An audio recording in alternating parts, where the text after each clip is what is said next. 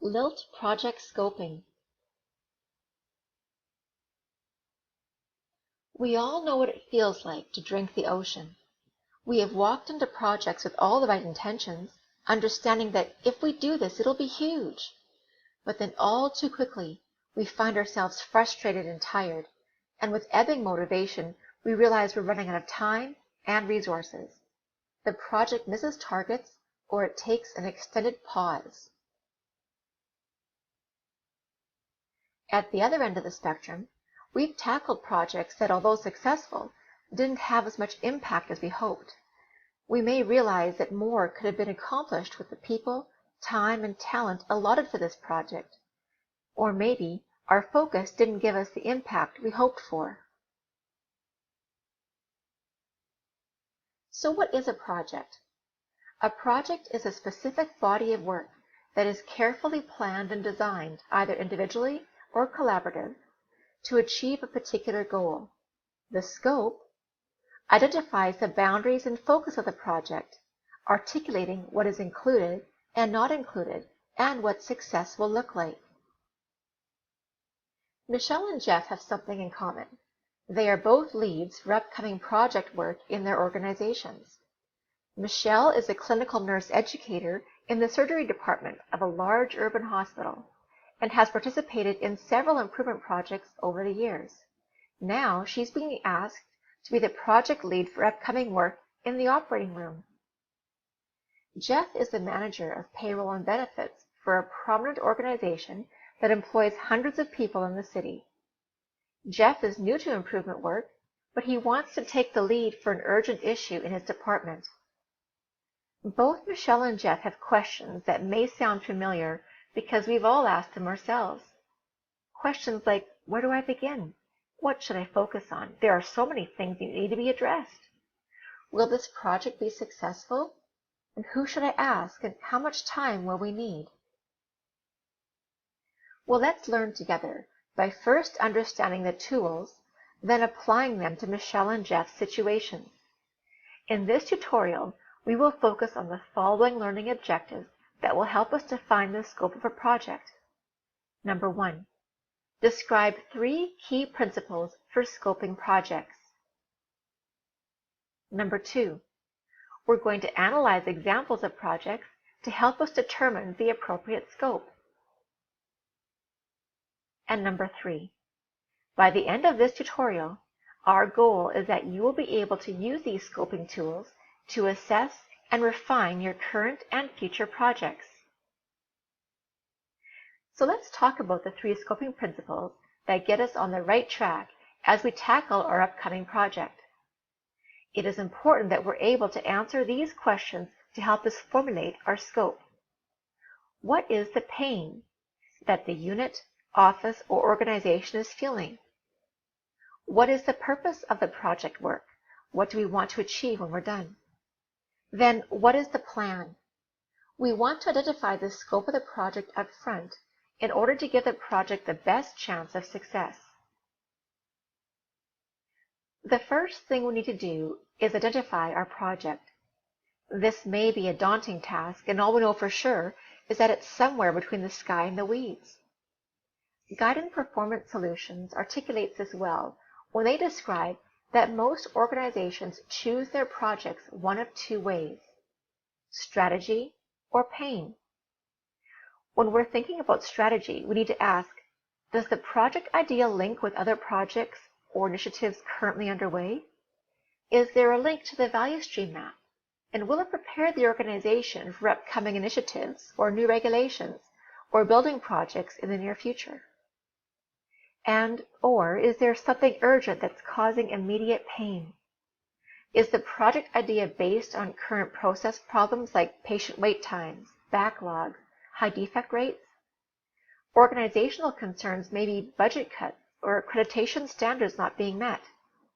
Then we want to consider what the impact would be to the area or organization if we choose that as our project.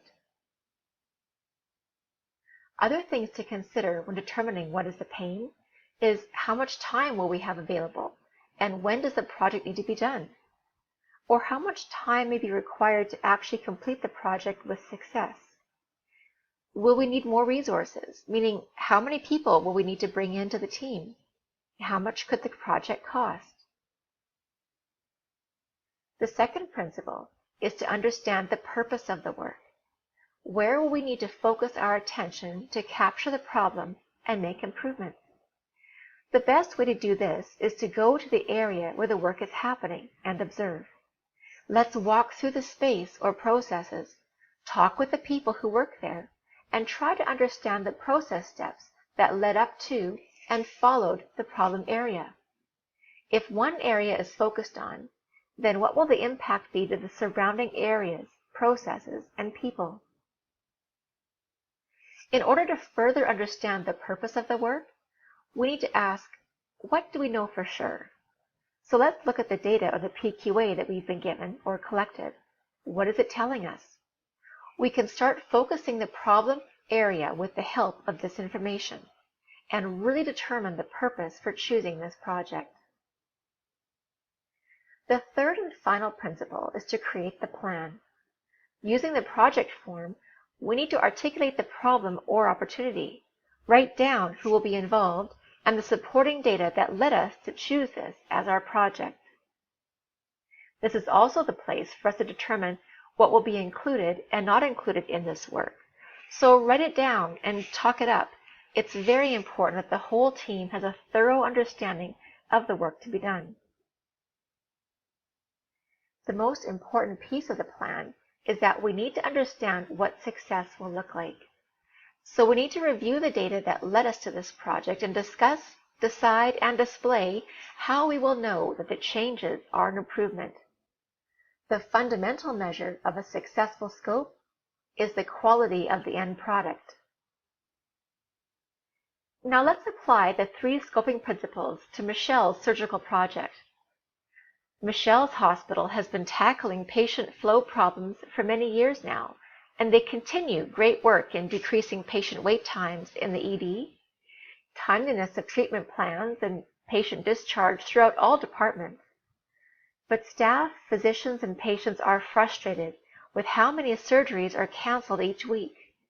As a result of the previous project work, the surgical department feels quite confident that the next project needs to focus on late OR start times for patients having surgery. But Michelle is not confident that they have properly scoped the project. It still feels too big. The project they have chosen is to reduce late OR start times for patients having surgery by 50%. We know that this project will link well with the organization's strategic plan to address patient flow. They have created a high-level value stream map, and they know the areas that need to be focused on to eliminate waste and defects. But let's run this project idea through the 3 scoping principles and see if the scope should or could be further defined to increase the chances for success in the end. So number 1, what is the pain?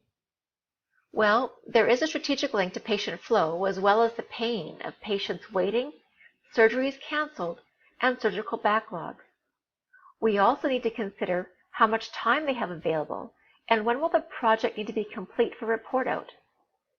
How much time may be required to complete the project for it to be successful? Will they need more resources, meaning how many people will be needed for the team, and how much will the current project cost? Number 2 is what is the purpose? Where should the team focus their attention to accurately capture the problem and make improvements? The best way to do this is to go to the area where the work is happening and observe. What does the PQA tell us about the problem? Is there a lower level value stream map that shows wastes and defects at the process level? Do the patient's surgeries start late, more often on a certain day of the week? Is there a certain OR theater that is delayed more often than others? What is the staffing complement for the OR department? And what are the roles and responsibilities of the staff on duty? What are the processes on the surgical unit that lead up to the patient being taken to the OR? And what is the cleaning process for each OR theater between cases? These are all examples of the questions that, when answered, would help the team understand where to focus. In other words, what's the purpose? Looking at the percent load chart, Michelle could see that the time needed for OR changeover may need to be reduced if they're going to stay on time with surgery schedules. But she wanted to ask a few more questions of the housekeeping manager. Primarily, how much time does the disinfectant need to actually kill the bugs used in the theater? Michelle knows that while it's important to reduce any waste, the team will need to make sure that value is added, and that means safety first. Looking at the spaghetti diagram, Michelle thinks there may be some opportunity to improve provider and supply flow. The OR staff was having to do a lot of walking every time they prepped a room. The third and final principle is what is the plan? Using the project form, we will articulate the problem or opportunity, write down who will be involved and the supporting data that led to this project. What will we measure, as well as what is included and not included within the project. Now that we've walked through the 3 scoping principles, the team has revised their project idea to reduce OR changeover time by 50% from patients wheels out to wheels in for 6 OR theaters at Hospital X. And Michelle feels much more confident that this project will be a success. Michelle and the team have set themselves up for success by refining the project scope. But they've asked another great question. What happens if things change during the life of this project? It has happened before where 1 or 2 team members are pulled from the work, which would reduce resourcing significantly. Or sometimes, teams run out of time to complete every aspect of the project. Although things can potentially change within the life of any project, adjustments will affect the size of the project scope. This is best explained by a pictorial concept that guides project managers called the Project Management Triangle. This diagram shows the balance between project resources, time, scope, and quality. Another example would be, if the schedule or time to complete the project is altered, then resourcing, scope, and quality will be impacted as well. Remember Jeff? Well, he and his team are feeling the pressure, or shall we say, the pain, to get problems fixed, and fast, in the payroll and benefits department, especially when dealing with people's money. So let's jump right in. The project they've chosen is to eliminate payroll errors for employees in all departments. Well, what is the pain? Jeff explained that the payroll and benefits department has been extra busy with payroll corrections, and in some cases, employees have missed significant pay on their checks. So this is a definite defect that needs to be addressed quickly. The team consists of 3 payroll and benefits staff members at this point, but as they dive deeper, they may determine that additional representation from other areas is needed. They have been given 3 months to understand the problem and trial a solution. Even though they must continue to work their regular jobs, they've been given some time weekly for this project. So what is the purpose? The team has many questions. Where should they focus their attention? So they go to the area where the work is happening and observe. They walk through the spaces and processes, they talk with the people who work there, and they try to understand the process steps that lead up to and follow the problem area. If one area is focused on, then what will the impact be to surrounding areas, processes, and people? What does the PQA tell us about the problem? They get answers to many of their questions when they create the value stream map. Again, these are all examples of questions that, when answered, would help the team understand where to focus, or in other words, what is the purpose? Jeff and his team created a bar chart to help them understand the types of defects coming through payroll. They still have many more questions to ask before they can start to trial any solution ideas. The team also wanted to see if there was a particular department having more payroll defects than others. From this chart, we see that all 3 departments on the 2nd floor have the most payroll defects occurring. This is great information to have as the team determines where their project work will have the most impact. In the time they have available to complete the project, it's good to know this information. Jeff and the team head up to the second floor, continue to ask questions, observe, and gather more information to build their improvement plan. So what is the plan? As soon as the team identifies the waste and defects, they talk about what areas need to be included within the project and what areas will be affected, who will need to be educated once the changes are made, and what are the boundaries. The team has revised their project, identified their measures, and communicated the plan to all involved, so now they're ready to roll. The revised project is to reduce lead time by 50% and eliminate errors in gathering and entering payroll data for second floor departments.